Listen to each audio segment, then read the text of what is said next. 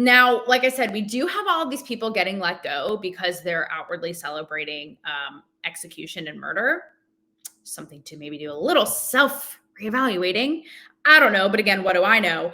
This woman perhaps was the first, guys, who actually may have been punished the other way around for giving a tribute to Charlie Kirk. So her name is Beni Rae. Oh shit, I can't even read my Dr. Scribble handwriting. Whatever. Beni Rae Harmony. I don't know. She was an Illinois news anchor and of an affiliate, a big news affiliate. I don't know which one it was. And she put out a really beautiful, heartfelt tribute to Charlie Kirk. Now, this is pretty much like standard procedure. If somebody, say it's like a Robert Redford, a sports icon, a business tycoon, I don't know, a Steve Jobs, like anybody, this is pretty kosher for them to be like, guys, like we just want to remember so-and-so who was so significant in our culture, right? Pretty standard. So this girl does a very, very heartfelt, she tears up and she actually says, for anybody who's hurting right now, you know, just how dark the world is. And she goes on to say, Charlie Kirk was actually a mentor of hers and one of her first employers, and was the reason she pursued a career as an anchor and doing what she did as a journalist. And they suspended her. Again, nothing even about the conservative this or gay that or abortion that. Just like, if you are hurting, I get it. I am too. He's the reason I'm here right now. Okay, show and tell, like very basic. And she was suspended. So out of that, she ended up resigning. And she basically said, it's not worth it. It's not worth it to keep my job because I have to stand by principle and my values. So again, regardless of where you sit, you can't knock the girl for being about it. Well, guess who else was in a similar predicament? Your girl here. And that's how we're going to end the show today.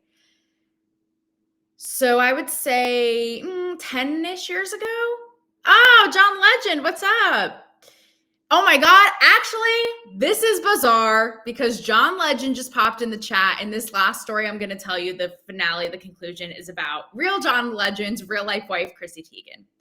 So almost a decade ago, I was a writer at VH1. And I wrote a piece, an op-ed, that was calling out Chrissy Teigen for being a big cyber bully and being hypocritical, for saying she was bullied and bullying just faceless random people on the internet. So what happened, y'all? Similarly to Beni Rae here in Illinois. And again, it wasn't the same dynamic because she was giving a shout out to Charlie Kirk, who was her mentor and employer and advocate.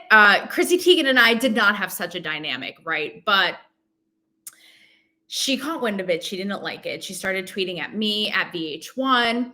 And rumor has it that she called VH1 to have me fired. And so similarly with this news outlet, you know, VH1 was trying to save face. They wanted to shut my voice out and down and up. You get it. Shut my voice out, shut my voice down, and shut my voice up. Yeah, it all makes sense.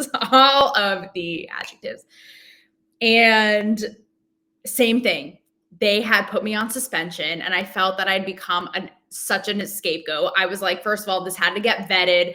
I have all the receipts. I have the Slack DMs. My editor helped pick the headline, all this. And it wasn't even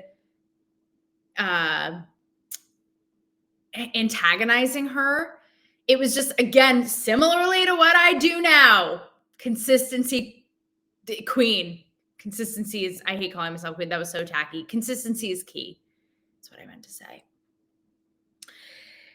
And I was just like, I just said what I said. I saw what I saw. I called it out and I didn't like it. And I actually in the piece offered, like, here are more productive ways, I think, to deal with this. But you're just fueling the fire of this toxicity and this culture of Twitter at the time and bullying and all this.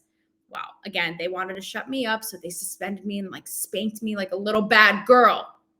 Spanked me and put me in timeout, if we're staying on the classroom theme. And so similarly to this woman we're seeing today, I quit. And I said the exact same thing as her. I was like, the job is not worth it. And I had no money, nothing lined up, nothing. It was such a fork in the road. And I just was like, I said what I said. And I stand by my principle. I think what I called out wasn't okay.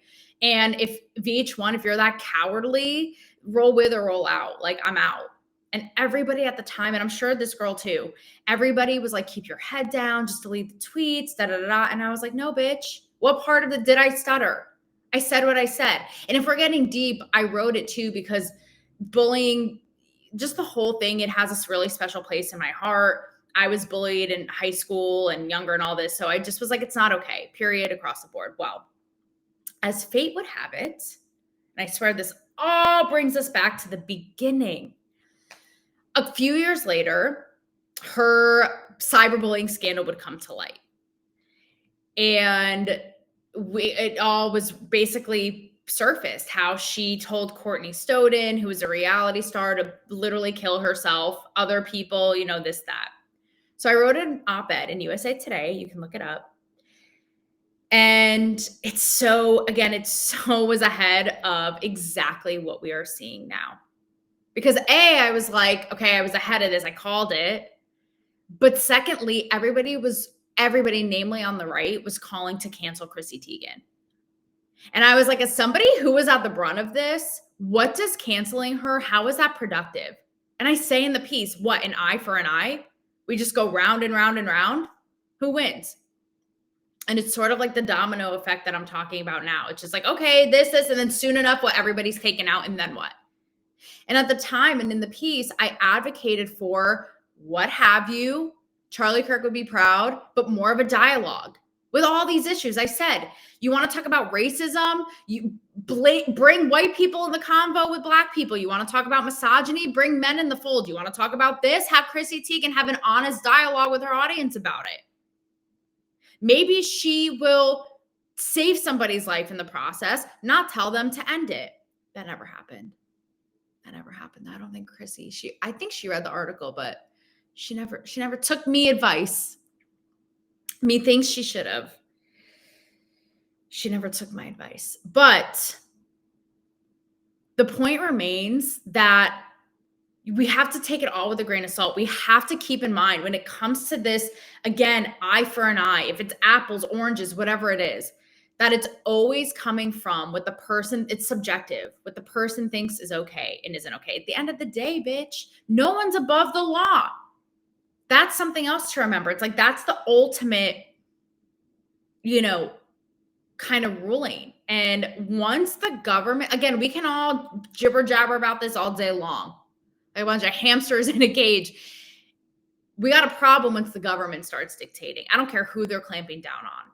That's the real problem. And again, this incessant cyclical thing of, and again, I said it then in the piece, of going round and round and canceling each other. It just does not help. And you know what?